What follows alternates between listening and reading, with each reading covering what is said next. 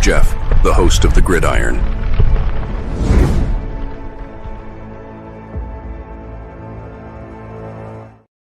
All right. Welcome to the Gridiron, baby. If you can give this video a thumbs up or maybe share this video, that would be absolutely freaking awesome.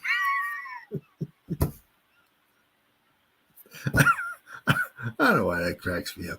If you subscribe to my channel, thank you. If not, please go down below, hit the subscribe button, and hit that bell icon. That way next time I go live or if I put a video out, you'll be notified. It's free of charge, too. What do you got to lose, right? But if you are subscribed to my channel, thank you. If you want to help support my channel out, very top link in the description box takes you to my membership page. I got 3 different membership levels. Each one has their own little perks to them. So if you want to help support my channel, it would mean so much to me. I thank you in advance. Thank you. And then also a little ways down in the description box, there's another link. It takes you to my Facebook group. It's called the New York Giants, the Gridiron. It's my Facebook group. We have over 9,400 members in the group. It's doing simply marvelous, might I add. Basically, if I'm alive and breathing, and if I got internet access, I am putting stuff in this group darn near 365. It's called the New York Giants, the Gridiron. It's my Facebook group. Please join it. You will not be dissatisfied. I promise. All right. Well, I think there was a movie. It was called All Quiet on the Western Front, because that was back they're talking about World War II there. But as far as the Giants, all's quiet on the trade front here. Trade front comes and goes, and all the players for the Giants, well, except for one. Well, except for Cox, we got a couple of them here to talk about here. One of them I'll talk about real fast is Javarius Owens. Now, I can't say for sure. I mean, he said with the Titans. Now, I'm not sure if they put him on the. I was reading an article. He's there. I'm not sure if they picked him up on the practice squad, if they're trying him out or whatever it is. But he's with Tennessee. He's trying out with Tennessee, whatever it is. So good for him. Hopefully, he catches on someplace. Now, 7th round pick. I mean, you're not going to hit on every 7th round pick. You're not going to hit on every 6th.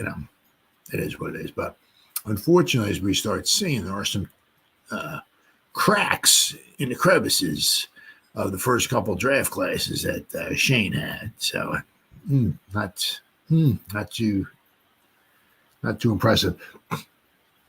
This year's draft class, especially if they continue to improve, looks like a very good draft class for Shane. But if he's going to be able to stay around, he's going to need to keep doing this.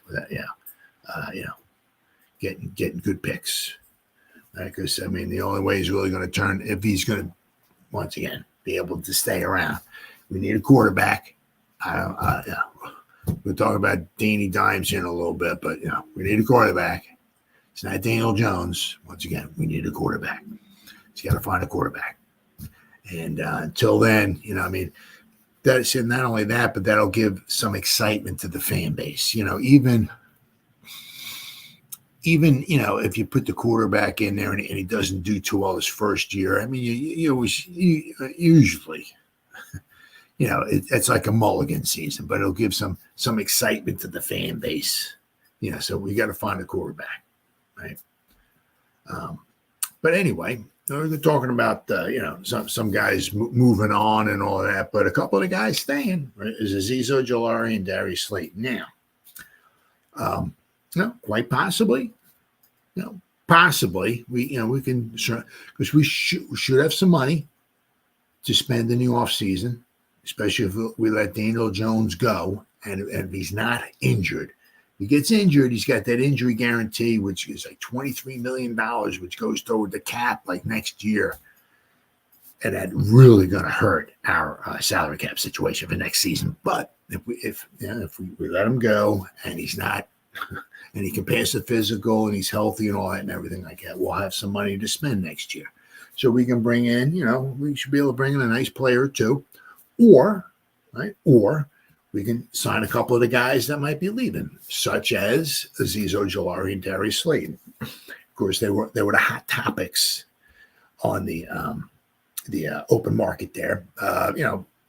Slayton had a couple teams going after him. I think even the Steelers had a look at Darius, and of course Azeez. Had a couple teams looking at Azeez. You know, edge rusher and a wide receiver, right? Especially an edge rusher. But it just goes to show you, it's like, you know, it's like the draft picks. They're just like, you know, the thing is that, you know, with the pen of the free agents, you know, at the end of the season, they're free agents. So, I mean, just because they trade for Azeez Ojulari, say the Falcons traded away, say, a 5th-round pick for Azeez, you know, he doesn't have to sign with the Falcons. They have a first right, I guess, maybe to offer him a contract, but he don't have to sign with him. Yeah, so that's what makes it a little bit tricky. But it kind of shows you, like, how the teams, you know, look at, like, those draft picks as like gold. Because as we read in this article here, I'm not sure exactly what they were looking for Slayton, what his asking price was. But when this article here we read about Azeez, is that, you know, they were all firm. They wanted either a late 4th-round pick or an early 5th-round pick, and apparently just couldn't work it out. So that's it. I mean, you look at me. I mean, in one respect, you kind of, you know, you can kind of see the other teams where they were maybe shying away, because it's like, well, we got to give a 4th-round pick, right? You know, a late 4th-round pick. It's kind of like, you know, you know, because we're renting the player, right? We're giving up a 4th-round pick. We're renting the player, and then we have the option to sign, but he may not want to sign with us. So we're kind of screwed, you know, if we don't want to sign with us. We gave away a 4th-round pick for the guy to play 8 games with us, and now he's gone. So so you can kind of see where it gets a little tricky. But all right, what do we got here? The NFL trade deadline. Giants asking price for Azeez Ojulari is revealed. Giants are just a few hours away from the NFL trade deadline. So I guess, in other words, this must have been written maybe yesterday, I guess, or whatever. And their asking price for one of the biggest trade chips has been revealed, according to a report. Since the beginning of the offseason, Giants edge rusher Azeez Ojulari has been one of the most discussed trade candidates, as the 2-7 Giants look towards selling. They reportedly aren't going to deal Ojulari unless they get their price. Well, I understand that.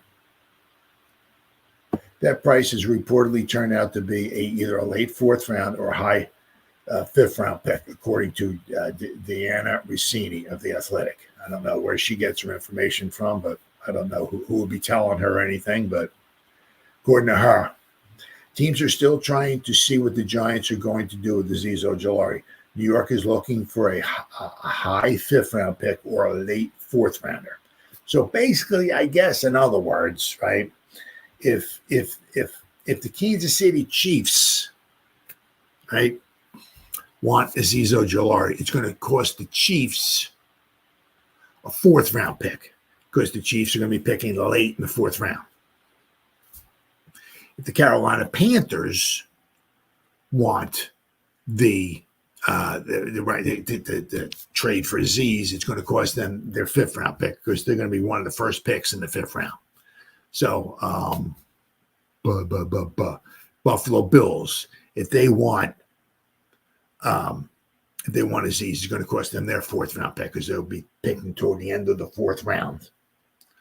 So if the Chiefs wanted Azeez Ojulari and the Chiefs offered their 5th-round pick for Ojulari for the rest of the season or like that, the Giants would say no. They want a 4th-round pick. So that what is that there? My math is correct. A late 4th. So they want anywhere from like pick 120 to maybe 140, whatever, 120 to 150. There you go. It's about 30 teams right there, right? So a later 4th-round picks, you got 30, 30, 30, right? And 32 would be 128. Yeah. So anywhere from picks maybe 120 to 150, somewhere around there, wherever they would fall. So that's what the Giants would want for Azeez Ojulari. And, you know, for the Giants, I can understand, because the guy, he's healthy. He's doing really well this season. He's got a decent amount of sacks, and if he was able to keep it up, he certainly might wind up with double-digit sacks. Right, so I can certainly see you get somebody maybe get you double-digit sacks. You're going to get a fourth round or a fifth rounder in return. Yeah, that seems pretty fair. But as I said, I mean, that's where, so the other teams is like, well, we're giving up a fourth or maybe a fifth round pick for this guy. We're going to only have him for 8 or 9 games. And after the season's over, he could be gone. It's like, ooh, I don't know about, so. But, let's see. Entering the final year of his rookie contract, Ojulari could be on the move as the Giants look to get whatever they can for him before he's likely departs in free agency. There's always a chance the Giants simply hold on to the former second-round pick in hopes of signing a cheaper-than-market deal, but he's played well enough in Kayvon Thibodeau's absence to test the market this offseason. Absolutely. Now, the thing is that, if Kayvon never got injured, right, and Ojulari would just come in relief for 20, 25 snaps a game, maybe his stock wouldn't rise that much. But Kayvon's out. He's injured. Azeez coming in. He's got 6 sacks. He's doing really well. He's healthy for the first time in a long time. Looking really well. Look like he's on pace for at least double-digit sacks. Right? So now his market value has gone up. So after the season's over, I don't know what somebody's going to offer him. The Giants would have some money. The Giants could offer him, something. But the problem is Azeez probably going to want to play, right? He's going to want to get maybe hopefully his one payday. I don't blame him, and he's going to want to play though too. With the Giants, he's always going to be the third wheel. I mean, as long as Burns he's healthy and Kayvon, right? I mean, because we got Burns. Where we signed Burns, what was it, for 4 years, 4 or 5 years, right? So we got Burnsy for quite some time, 5 years, I think, right? 5. Yeah, so we got to have him for quite a few more years. And then Kayvon, right? This third year. Next year will be his 4th year. We'll probably pick up his 5th year option, so he's going to be around probably for at least a couple more years, right? I mean, you have to pick up his 5th year option, so he's going to be around for at least 2 more years. So I mean, as long as they re-sign Azeez, even to a 1-year deal, they know Azeez knows next year. As long as those 2 guys are relatively healthy, I'll be playing. I'll play every game, which is cool. But I'll be coming in off the bench. I'm only going to get 20, 25 snaps. It's like, I don't want that. I want to play 50 snaps.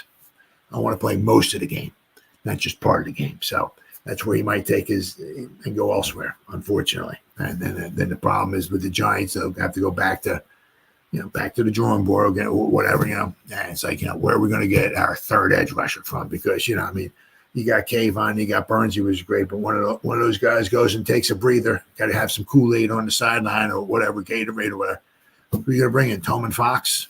Boogie Basham? I mean, it's like, okay, you might as well bring me in. You're not going to get much production out of those guys. So the Giants need another edge rusher. As I said, I mean, it's just, unfortunately, the stars aligned this year for the Giants. We had 3 good edge rushers. Unfortunately, this might be, probably quite possibly a bad campaign, a losing campaign for the Giants. We have our 3 edge rushers. Sexy's having a phenomenal season, this, that, and the other thing, and it's all goes for naught. So probably next season, right, we'll be back down to 2 edge rushers. We'll have Sexy, Dexy. Hopefully we can get somebody next to Sexy who can maybe help stop the run a little bit better, but that's next year. But let's see what we had here.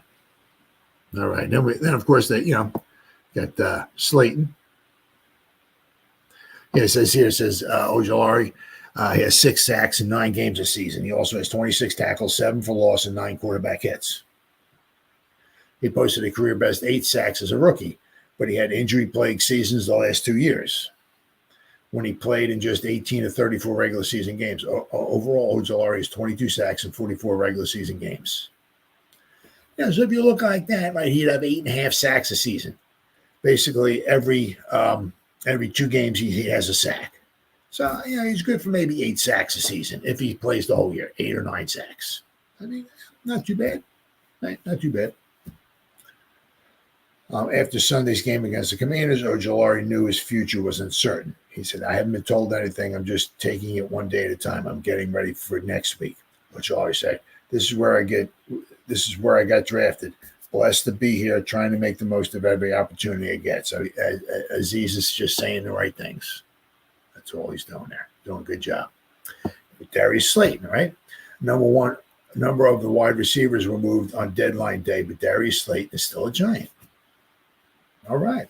In addition to Mike Williams, the Steelers also took a hard look at Darius Slayton in their hunt for a wide receiver. New York values Slayton, a 2025 free agent who has a pair of 100-yard games this season so far. And he's on pace to as bad as his offense is and this, that, and the other thing, Darius Slayton is on pace to break to have over 800 yards receiving, which he's never had before. Right? It'd be interesting to see if he wants to come back with the Giants next year. I mean, the Giants will probably maybe offer him something, especially if Hyatt if he ain't going to make the field. I mean, once again, we go back to needing to draft better. Why are we trading up for Jalen Hyatt, giving our third round and a fifth round to move up to draft Hyatt if he can't get on the field? What are we doing?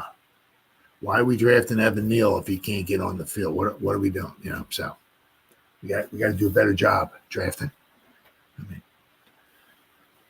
got to do a better job at drafting.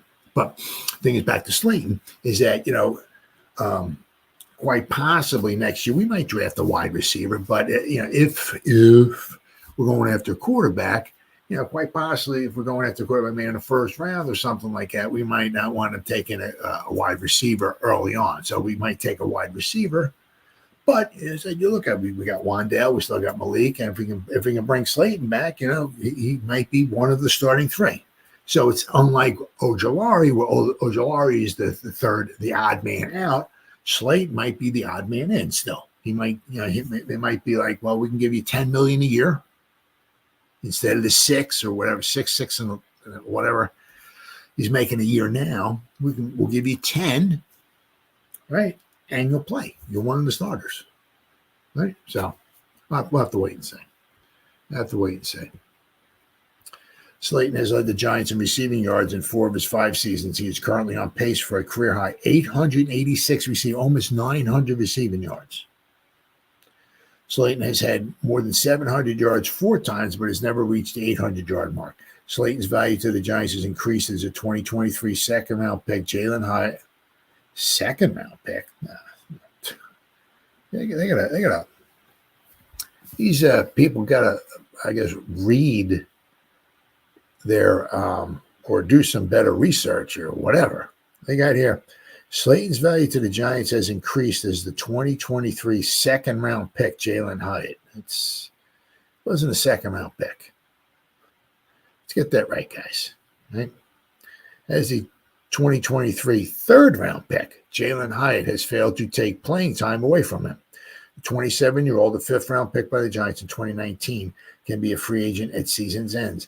As with Ojulari, the Giants will take their chances on re-signing them or perhaps gaining a compensatory pick, which is true. In the draft, should Slayton sign elsewhere in free agency. So, it goes both ways. I mean, it's like, well, we just let those guys go and we'll get a compensatory pick. Well, yeah, but there's a formula to it. So if the Giants let Daniel Jones go, the Giants will have some money to spend in free agency. So the Giants go out, spend in free agency, bring in a couple free agents. That kind of almost nullifies the loss of Ojulari and Slayton and whoever else, maybe Isaiah Simmons, and if he goes, or Pinnock if he goes, you know what I mean. So the stuff might cancel each other out. But that's putting the cart before the horse. But the Giants, might have a chance of maybe bringing Slayton back because he knows he'll get a chance to play. I said, once again, it's one of those mysteries. Well, I mean, Hyatt had 23 receptions last year, right? I mean, he's not even going to get 1 reception this year. I don't know what's going on. Why do we trade up for him? I mean, are we that stupid? I mean, I'm not saying anything bad. I mean, if Hyatt is what it is, but why are we trading up in the third round? Why are we trading away 2 draft picks to get a guy who came and play? What are we doing? So we got to do better with these draft picks. I mean, you also look. I mean, the Darren Waller. We traded away a 3rd round pick for Darren Waller. He's supposed to be with us for 3 years. He was with us for 1 injury-filled season. Now he's gone. So is our 3rd round pick. Got to do better. Got to do better. But speaking about guys who are gone, they just apparently just released Nick McLeod. It was basically kind of like they were asking him to take like a pay cut. I think he's $1 million. Sorry, 1 year, $3 million, and they were asking him to take a pay cut. So I'm not exactly sure if he told him to go. They told him to go. If he told them to go stick it or exactly what, but they asked him to take a pay cut. But it'll wind up being a cost relieving, a pay cut push. Giants surprisingly released Nick McLeod after a pay cut push. Now he has not done super spectacular this season, especially on the defensive side. Now, could that quite possibly be maybe the new defensive system? Maybe it doesn't work as well for him as Winks did. Possibly, right? So I forget, like last season with Bobby Okereke under Wink. Bobby Okereke was like all over the field. He's making tackles, leading the team in tackles every week, this, that, almost double digits. It's like he was looking just like as advertised, right? A tackling machine. This year, it's kind of like every time you look at the box score, it's like, it was Ojulari. Well, he didn't lead the team every week. He's not leading the team in tackles. So, once again, different defensive schemes. Works better for some guys than other guys. I mean, not that we're getting rid of Okereke. Don't worry about that. But, I mean, his tackles have come down from last year. So, but with McLeod, has not done super spectacular this season, especially on the defensive side. Now, he was also defensive, but especially special teamer too. We did well last year as a special teamer. Didn't do maybe that horrible this year, but if we look here, let me see if I can share screen. Let's see, Nick McLeod here. We got 3.9 trillion tabs open up here. There we go. Okay. All righty. There we go. All right. There we go. Nick McLeod. Okay, so now if we look here, right, so this season, right, his defensive grade is a 50. His run defense is a 45. His tackling's been atrocious. Week 1 against Minnesota was good. But other than that, I mean, he's had a 27, a 29, 48. His coverage, it's been a 50. Not super spectacular. Now, if we slide over here, right, so he's had some missed tackles here. Apparently he had 5 tackling attempts. He had 2 tackles, 1 assisted tackle, and he missed 2. Here, this week, the 3rd week, he had 3 tackling attempts. He had 1 tackle, he had 1 assisted tackle, and he missed a tackle. Right here, he missed 1 out of 6. So his missed tackle rate is 20, according to PFF. That's all I'm going by. It's at 25%. But if we look here, right, this season, his opponents have caught 9 passes on 11 targets. Basically, almost an 82% completion percentage going against him for 170 yards. So basically, he's given up 19 yards of reception. Not very good. The longest was 41. He gave up 1 touchdown. The quarterback rating against him is 149.1, which is just off the charts, which is really bad. All right, so that is this season. So let's go back to last season, right? Last season, he certainly did better. All right. You see, I mean, last season, let's see, this is defense, right? So, okay, you got defense. I mean, look here. I mean, he had a couple games here against Washington, right? Graded out of 91, here a 90.5 against the Eagles. He graded a 74.8 overall for the whole season. Right, his run defense was never super spectacular. Once again, last year his tackling was not the greatest either, but his coverage grade was an 80. See, that last season he gave up. This year it was over what? It was 8. I forgot what it was, 80 or 88%. He gave up completion percentage. Well, last year it was 68, which is still not super spectacular, but he gave up only 10 yards of reception. This year he's given up 18 or 19 yards of reception. Last year was 10. He's done a lot better. He gave up 1 touchdown, but that was all year long. He had 1 pass breakup. Whoop-de-doo, I know. And he did have an interception as well, too. But I mean, his overall grade was once again, the Giants don't go to PFF. Oh my God, what's PFF got? McLeod, Oh yeah. Oh my goodness gracious. They they got McLeod. Wow, what's up, Benny G Man? What's up, buddy? Benny G Man's in the house. All right. But I mean, the Giants and Shane and all, they don't go, what's PFF got McLeod at? Oh my God. His run defense is horrible this year. We got to cut the guy. I mean, I don't know that. Yeah. But it basically going to cut maneuvering and see the Giants, I think, are down. If you look at is it over the cap? Or is it, wait for the spot track. Giants have now, according to spot track, I'm going by, they got $4.1 million in cap space. So they don't have a lot. Now, the one nice thing is that, if you don't spend it, you carry over to the next year, which is cool. Let's say.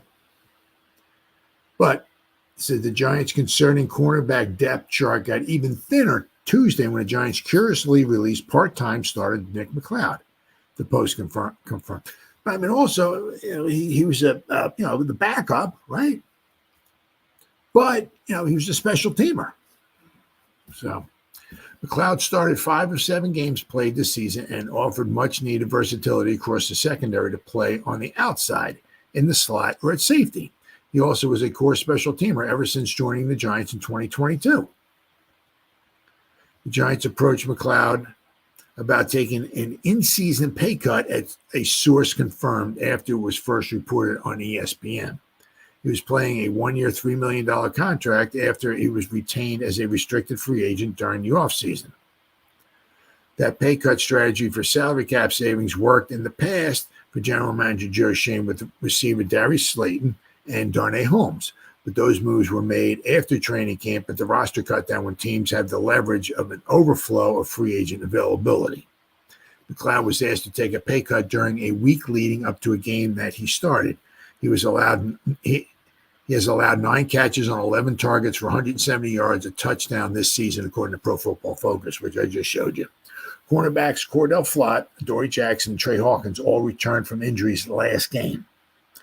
But the Giants have been looking for answers there ever since the draft, when they missed out on targeted second-round draft picks, Lassiter and Kool-Aid McKinstry, by a matter of a few picks. But they got, they got themselves Phillips, right? And they got themselves Newman. So, as far as I'm concerned, they got themselves 2 pretty good ball players right there.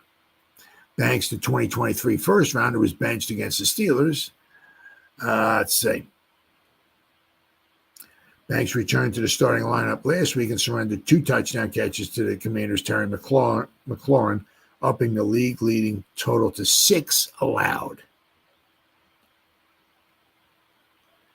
McLeod followed head coach Brian Daboll and Shane over from the Bills, where he started his NFL career. So, I mean, you have to, once again, you have to just wait and see.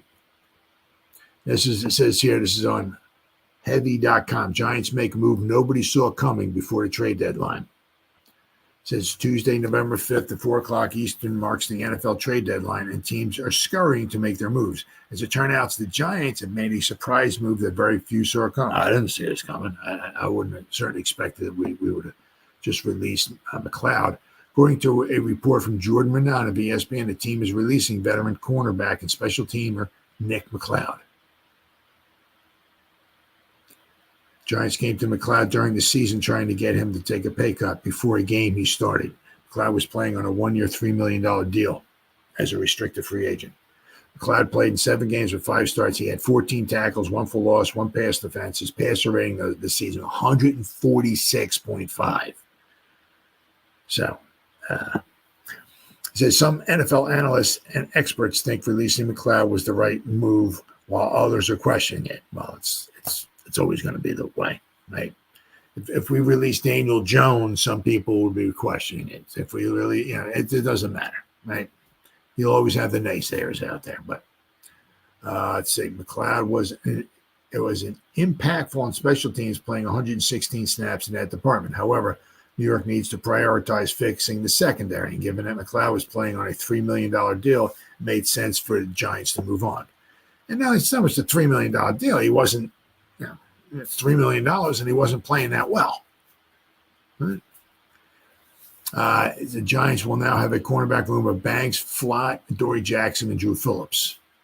So, Ed Valentine of Big Blue View noted on November 5th, featured McLeod had seemingly always been considered a useful defender, but not one of the Giants wanted to use as a weekly starter. Giants have cornerbacks Art Green and Greg Stroman on the practice squad. Stroman, a 7-year veteran, was activated for Week 8 against the Steelers. He played well in that game, getting most of his playing time again after Deontay Banks was benched. Let's see. Then we got back in August. McLeod talked about trying to win the job of being the Giants starter. I don't think I'm just trying to take this opportunity to go win a job. Every time I step on the practice field, I'm trying to win a job, he said on August 12th. Whatever reps that I get, those are valuable reps. I went from last year, I didn't get any reps with the 1s and the 2s, really. Now I'm getting some reps. I just take every opportunity to practice game, whatever it may be, just to try to maximize that. He added, really just going back to my roots, 3-star recruit out of high school. I really didn't get much love coming out of high school, just going through the stuff I went through in college, staying 5 years, and then obviously being undrafted. It's not really hard for me to wake up with a chip on my shoulder. But I feel like I'm moving past that point of just trying to prove people wrong. Now I'm to the point to where the people who are in my corner, I'm just going to try to prove them right. So that's just how I feel about that. So, I certainly didn't see it coming. It is what it is. Certainly doesn't mean, maybe he won't be back somewhere down along the line, but it won't be this year. At the $3 million. So the Giants saved themselves a little bit of money. Not a ton, but they decided to save themselves a little bit of money. I mean, they don't have a lot of money going forward.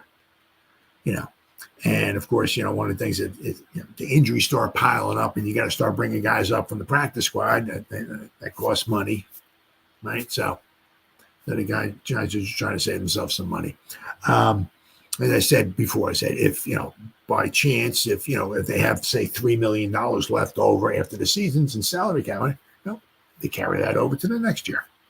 So it's a plus. All right. My goodness, huh?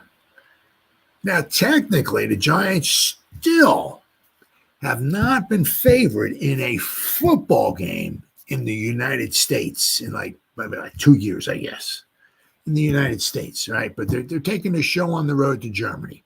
They're trying to keep their record overseas perfect. Now they're 3-0, right?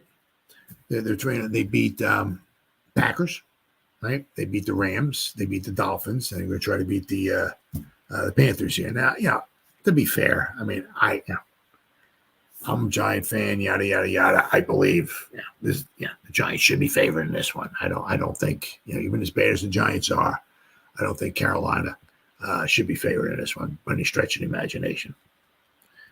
So, Giants finally favored by odds makers. And I said, this is just been a long time since the Giants have been favored. A real long time. Right? But without question, they should be favored in this game here against the Panthers. For the first time this season, the Giants will travel to Munich, Germany, and be the odds-on favorite in a game where they face the Panthers.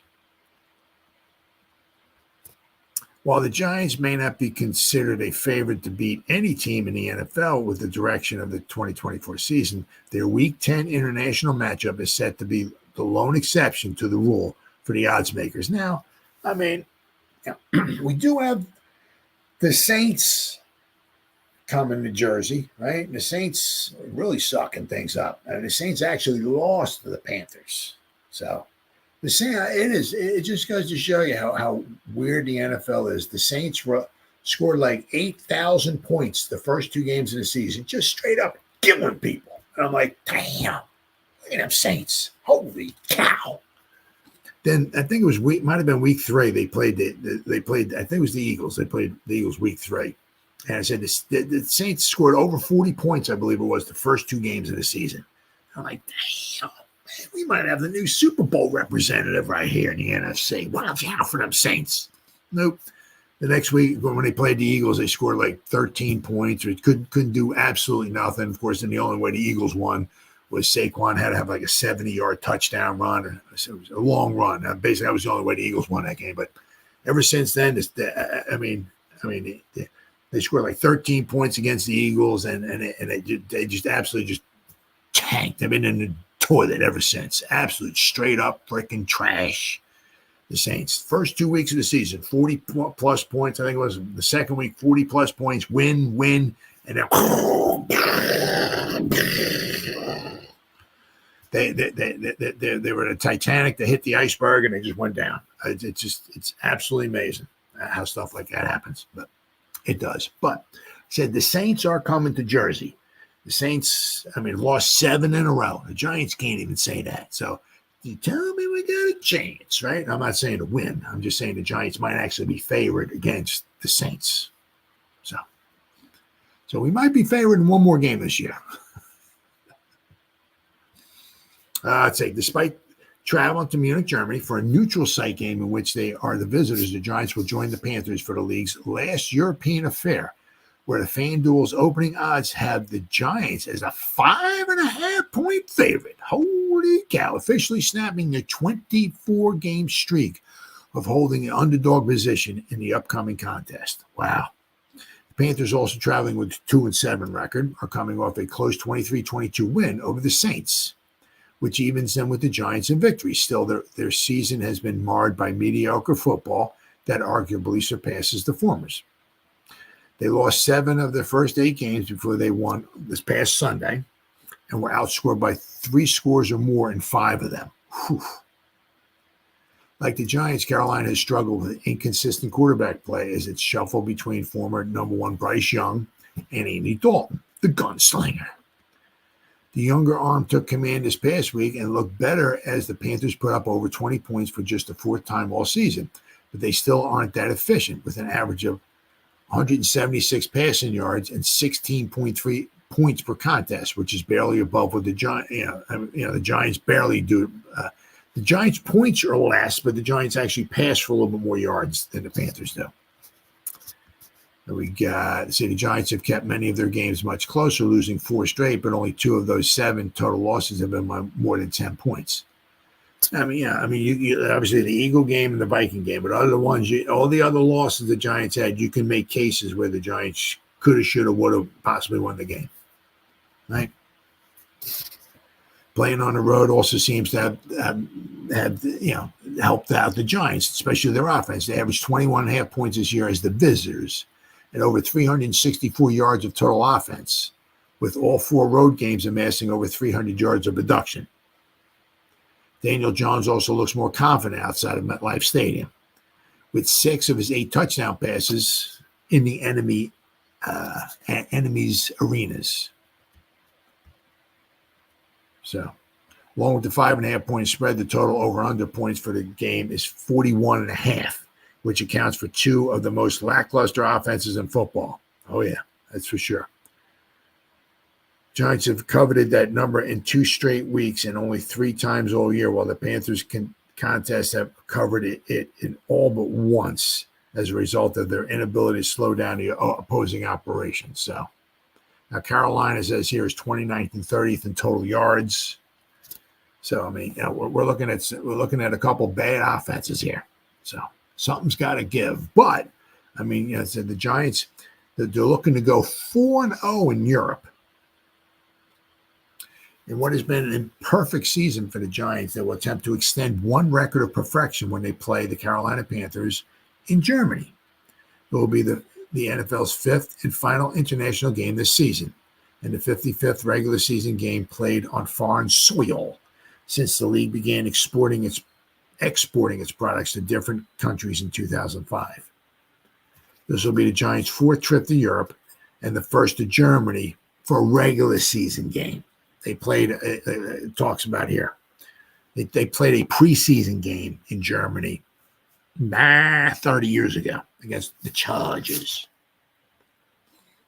Let's say they played a preseason game in Berlin in 1994. Giants won all three of their games in London, 2007, 16, and 22, and made the playoffs each year. Interesting. But that's in London. Okay. But no, 2007, 16, and 22. Even since 2012, we've only been to the playoffs two times since 2012, 16 and 22. Those are the two times we played in London. Interesting. Let's see.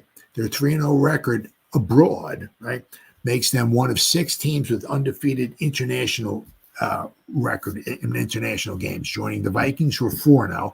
Chiefs are 3-0. The Eagles are 3-0. The Carolina's 1-0, and Dallas is 1-0. Somehow, I have no idea. I really, really don't. I have no idea. It's absolutely no idea. You're trying to promote football.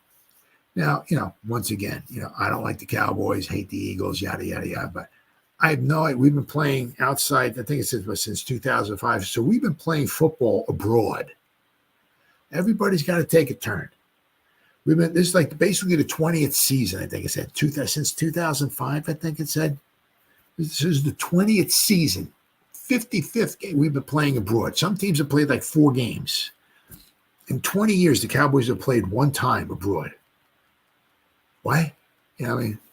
Especially if you're trying to, attract a bigger audience and all that. You get there's no denying. They're bandwagoners, but the Cowboys got fans everywhere.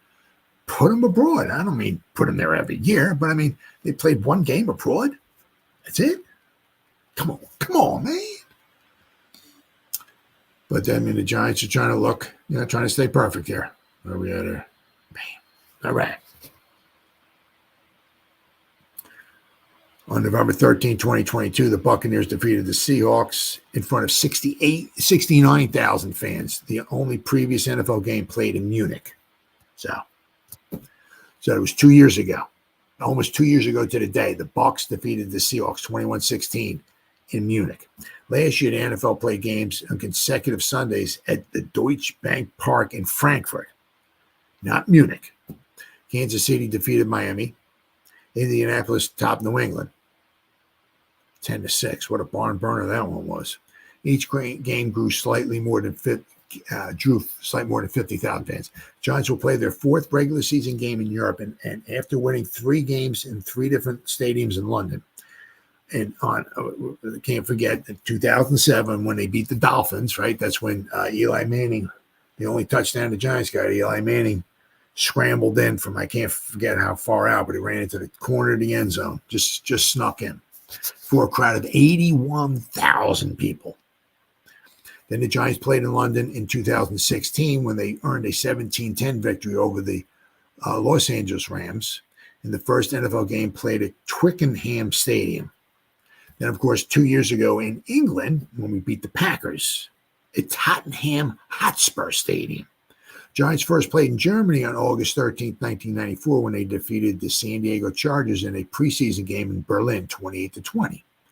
The game was played in Berlin Olympic Stadium, the primary outdoor venue for the 1936 Olympic Games. Yeah, that game still gives me chills, man. Hitler was there, right? Man. Seattle Seahawks set the international record for points scored, a 50-17 victory against Buffalo in 2012. The European record is 45 points by Kansas City against the Lions, set in 2015. 3 international games ended in shutouts. Buffalo beat Washington 23-0. The other shutouts were, let's see, New Orleans beat Miami 20-0, and then the Rams routed in 2015. New Orleans beat Miami 20-0, and then 3 weeks later, the Rams routed Arizona 33-0. So the Giants are looking to stay, perfect across the pond. Well, of course, when they say across the pond, they mean like in England and all that. But this is in Germany, so they got a chance. I said it's just one of those things. It's just like if they wind up winning to be 3-7, then you look back at some of those the 7 losses they had. 2 of them they got blown out at, but you look at 5 of those other losses. It's like the one game against Commanders. If we actually had a kicker, maybe we're winning that game. Just so many things. It's just like. But hopefully hopefully it'll be at least a decent game anyway, But the Giants are actually favored for the first time in 24 contests. They said they might be favored one more time. They said when they're playing the Saints, because the Saints are coming to Jersey. The Saints have been, lost 7 games in a row. I mean, they're looking really bad. So Giants might get favored maybe one more time before the season's over. We'll have to wait and see. Then I saw this. There was an article I saw, and I can't remember who it was from and all that. But it also meant is this game Danny is that like meaning like is this like his? You can look at it like 2 ways, right? One, is this like his last maybe game, and then they're going to maybe change over to maybe try Drew Lock for a few games, and then maybe put Tommy Chicken Cutlet Parmesan in there because somewhere along the line they're going to want to rest, or protect Danny Dimes, especially if the season's really going down in the dumper. As I said, he's got an injury guarantee, right? That if he gets injured and he can't pass a physical, I'm not sure what the date is, but like next year, if he can't pass a physical, the Giants owe him $23 million in guaranteed money. And that's going to really hurt their salary cap. So, meaning, is there a point in time where it's like, okay, the season's, even if they win here and they go on a bye week, they'll be 3-7, right? They got 7 games left to go. Are we really going to win 7 games in a row and make the playoffs? I don't see it happening. Although, we're going to, this last little bit here, there might be a little bit of hope on the horizon for the Giants. Right? We're going to go over that in a few minutes here. But it could be interesting to see. But the article I read about the Danny Dimes, is this his last hurrah? It also was kind of like, is this his last hurrah? Meaning, like, is this like his last chance? It's like, if he does really, really well, can he turn it around? Meaning turn his chances of staying the quarterback for the Giants around. And I think that ship is sailed long gone. I think Shane, especially Dable, have seen all they need to say about Daniel Jones. He'll have maybe a good game here, a good game there, whatever like that. But, I said this article I read, they said, is this like his last chance? I mean, if he goes out there and because he did pretty good this week against the Commanders, he didn't do too bad, right? But I'm saying if he goes out and balls against Carolina, did that maybe turn things? Maybe he'll be the starter. Maybe he'll go on a roll and maybe just start filling the air with touchdown passes and be the greatest quarterback that we, Now his once again, they've seen all they have to see about Danny Dimes. I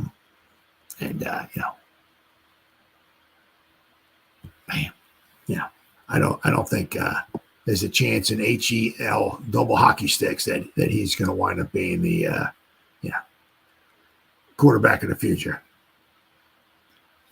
Yeah, I know it does have one article here, GMN HQ. It says it's now or never for quarterback Daniel Jones.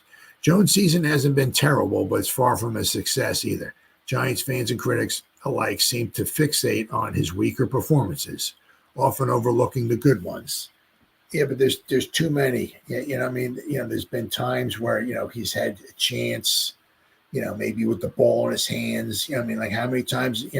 Sometimes a quarterback you're paying a dude $40 million. Somewhere along the line, you got to put a team on your back. And guys, you look at the 10 guys' eyes, guys, we're going in. Get on my back.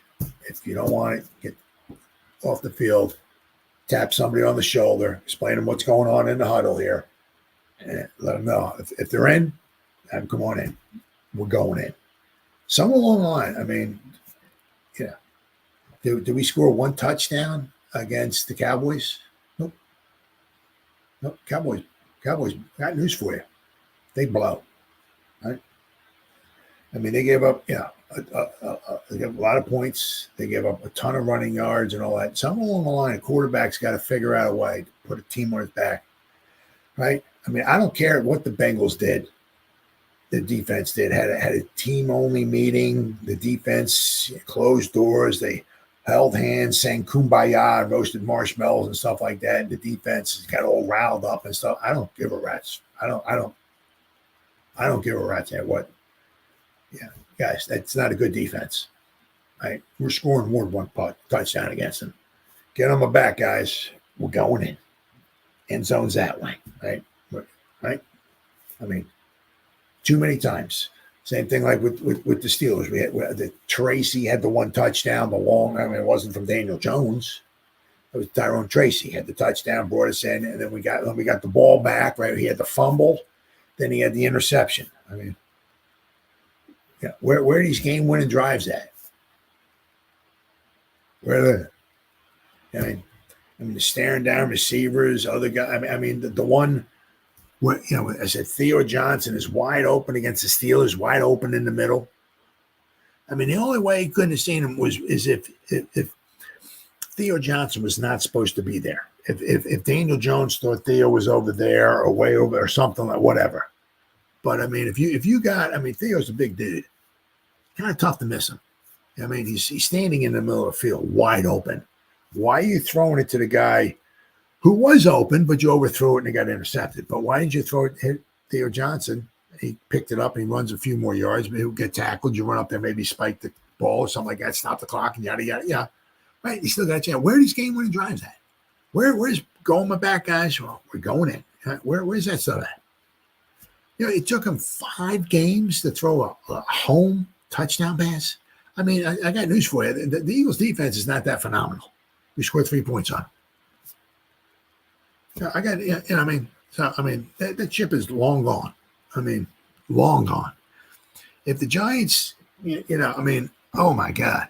I mean, if the Giants don't let Danny Dimes go and get a new quarterback, I mean, whew, I'll tell you what, the fans, wow, whew, ain't going to be happy.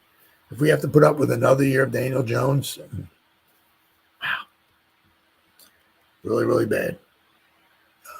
Let's see here. Where are we at here? Oh, hold on. Oh, here we go. All right. Let's see.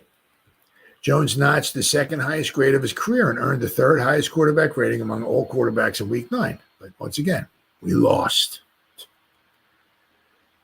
Yeah. Jones completed 20 passes for 174 yards, 2 touchdowns against the Commanders. He had 54 rushing yards on 7 carries with a rushing touchdown. By all accounts, it was a very good performance, but it still wasn't enough. In one sense, Jones is the biggest winner of this quiet deadline. The Giants kept Darius Slayton, giving Jones a familiar and reliable target for the rest of the season. Slayton's 2024 numbers are solid, with 32 receptions, 469 yards, and a touchdown so far, plus a 14.7 yards per catch average. Keeping him in the lineup gives Jones a weapon he can count on, especially given Slayton's experience as the team's deep threat. It's a move that, at least for now, suggests the Giants want to see if Jones can build on that Week 9 performance. No, absolutely freaking not. But Jones is also the biggest loser here. The Giants didn't add any pieces to him or boost a struggling offense, which could be a sign that they're ready to move on from him come 2025. I mean, there are teams out there. Yeah. By holding off on trades, the Giants might be signaling a focus of stockpiling resources and planning for the long term. They may have received offers that didn't make a trade worthwhile, but somewhere deep down, GM Joe Shane and head coach Brian Dable must feel the urgency to show some progress and close out the second half of the season on a positive note. The future might not include Jones. I mean, if it does, I'd be absolutely shocked. Absolutely shocked. For the final stretch of the season is critical for Jones if he wants to secure his role in New York. No, that's not happening. He'll need to keep proving himself week in and week out. But with any fresh help from the front office, he's left to make his case by the weapons he has. And I mean, you also look at it too. Is that I mean, there was a couple other guys out there. I mean, the Giants could have maybe made a trade for a left tackle, right? I mean, we brought in the guy we brought in, not very good. We got Azeez, not very good. I mean, it just signs just indicate. Yeah, I think that they're trying to keep their draft picks. Maybe if they could trade, maybe stockpile some draft picks or whatever, just going forward. But I really think that they've seen all they need to see from Daniel Jones, and I mean, I said when he went 6 games in a row without throwing a touchdown pass at home. I mean, I'm sorry. I don't care what he did. He had a good PFF rating this week. I don't give a rat's rear end.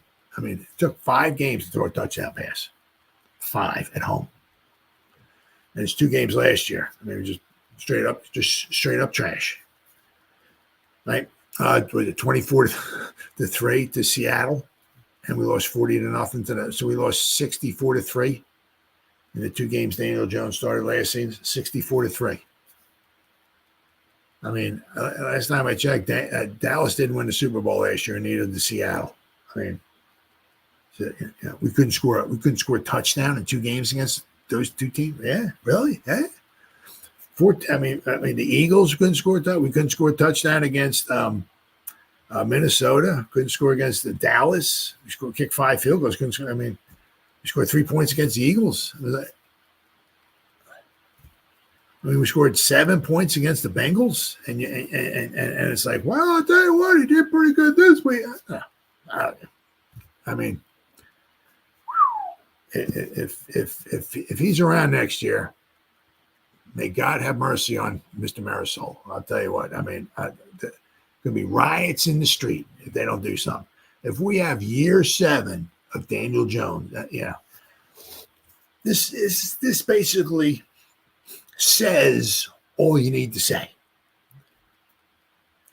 If we're in year 6, right, and we're still kind of, well, I had a good game. He did last week. It was pretty good. The week before, but the week 3 weeks before that,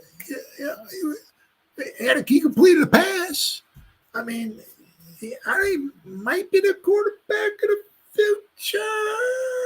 Well, maybe we'll give him one more year. If we're saying it 6 years in a row, forget about it, right? He's out of here.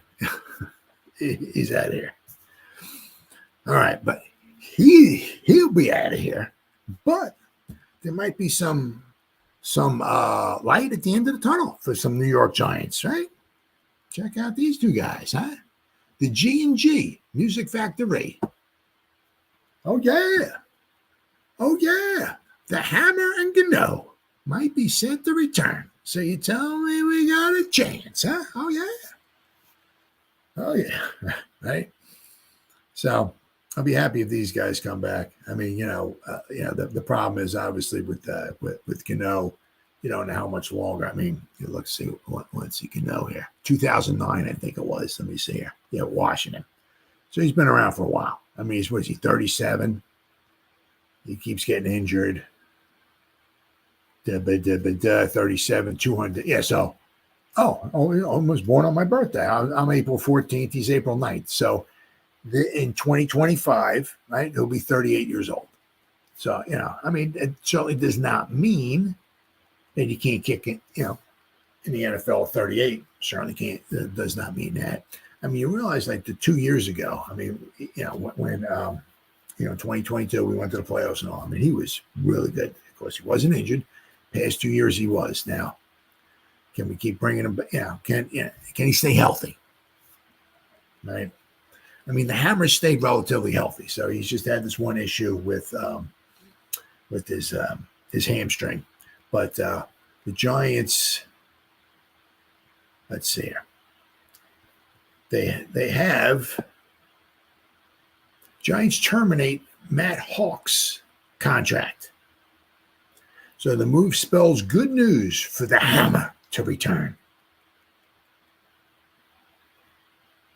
All right. So on November 5th, the Giants terminate Matt Hawk's contract. New York Giants have terminated punter Matt Hawk's contract. The 30-year-old Hawk was signed on October 12th after the Hammer developed a late week hamstring injury. In 4 games, he punted 21 times, 988 yards, 47-yard gross average, but his net average is 39. So he punted out 47. Basically, each one got returned on an average 8 yards, which is not phenomenal. Of course, one of them was the touchdown. Right? He also had 1 touchback and put 9 kicks inside the 20-yard line. So I mean, you look at it, if you take away that 1 touchdown, the Steeler one, you take away that 1 touchdown, obviously his things get a lot better. Now that punt maybe not necessarily been all hit. Maybe he out punted the coverage. I'm not exactly sure. Maybe he punted more in the middle of the field. Should have been more to the left. I mean, who knows? But let's see. He also Hawk also served as the holder on place kicks. Hawk's removal from the roster means that the Hammer, as head coach Brian Dable said on Monday, might be the return. He might be ready to return for his punting duties. Gillan was never placed on injured reserve, right, by the Giants, so the team doesn't have to open a window for him. So that's cool. So I mean, basically, it's like with him, right? Yeah, you ready to go? Okay, there you go. There's the field, brother. Start punting, right? But with the with Gano, says Gano might be ready this weekend. Place kicker Graham Gano on injured reserve since suffering a hamstring injury in the opening kickoff against the Commanders in Week 2. Has a chance to be activated prior to Sunday's game. All right, baby. Okay, so.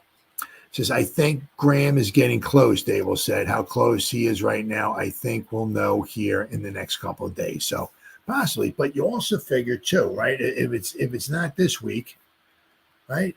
We'll have a bye week, right? Then he should be hopefully, right? So hopefully, if he's not back this week, we'll get him back after the bye week. Hopefully for the rest of the season. That would be fantastic, right?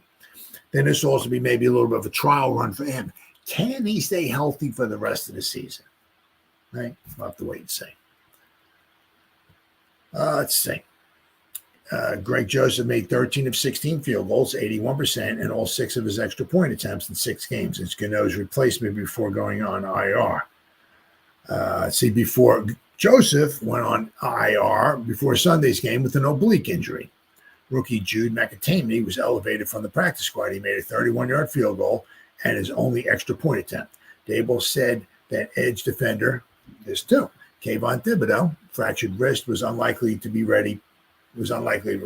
Punter Jamie Gillan is not on IR, but he has missed 4 games with a left hamstring injury. Dable said Gillan also has a chance to be ready for this weekend. But the thing is, that with Kayvon, right?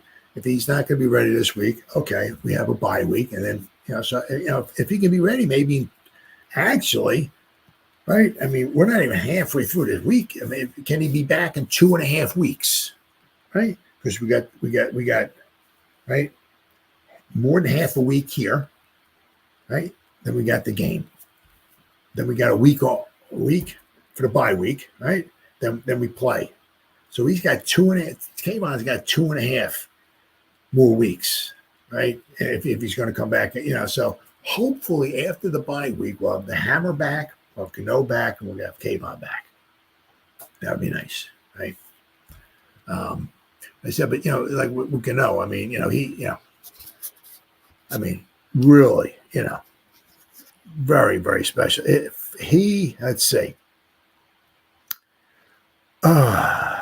his 15 years, he's convert his field goals about 84% completed. His longest is 63-yarder, which of course went against the Giants. The game, the last play of the game, Carolina played the Giants, and Carolina kicks a 63-yard field goal to beat the Giants.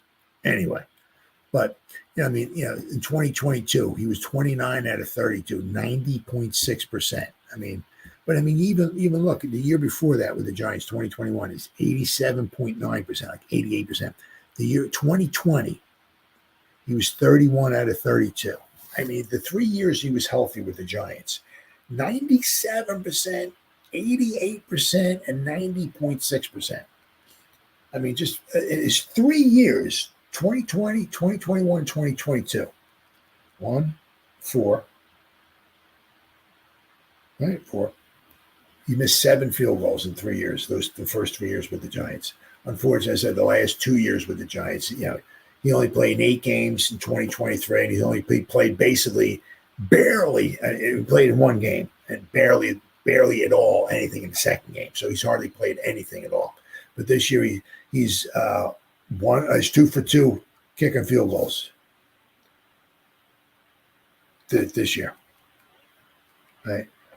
And of course, he hadn't kicked any extra points because he got injured at the beginning of the Commander game, and then of course the Viking game when we played, he kicked the 2 field goals, but of course we didn't score any touchdowns in the Viking game, But so it'd be interesting to see if we're going to wind up trying to bring maybe Gano back. Can the guy stay healthy? Why was he injured last season, and why is he getting injured again this season? Do the Giants want to go through this again next season if the guy can't stay healthy? I mean, part maybe was some of the injury that he got this season early on. Was it maybe something that happened from the injury from last year that he was trying to recover from? Who knows? But there's no doubt about it. I mean, at 38 years old, of course you can still kick a football, and so you can still be a field goal kicker in the NFL. So it'd be interesting to see, right? I mean, even as he gets a little bit older, maybe his length won't be quite as far, but I mean, there was no denying that 2022 season, boy, that man was, what was he in? The 50-yard field goals were just, he was just crazy. So 2022, he was 8 out of 9 in 50-yard field goals, 8 out of 9. I mean, just crazy, absolutely crazy. It was just, he just made it look so easy, and you really overlook that. Graham, go, 53, all right, buddy, go get us 3 points. I'm going to go grab a cup of coffee. You kick the 3, and I'll be back. It's just, you don't even think about it, right? But now he's injured and all that stuff and everything. Of course, you take all this stuff into granted. So be interesting to see if Graham Gano comes back next year, because I mean, even as that, even if he gets a little bit older, there's still no denying a healthy Graham Gano is a fantastic kicker. And I'll tell you what, and the hammer is really, he really certainly seemed to have gotten better. He's gone from punting like this, where he just like out kicks the coverage. He just drills it and the ball gets run back because he out kicks everybody. He's doing a lot better. He's really doing a lot better. So, but all right, guys. Well, what's it been? 1 hour and 9 minutes. Whoever spent any time listening to me live, thank you. Or if anybody's going to spend any time watching the replay this, once again, thank you so much from the bottom of my heart. It's world to me. Thank you. And as always, you guys stay safe out there and go Giants. Woo! Oh, yeah.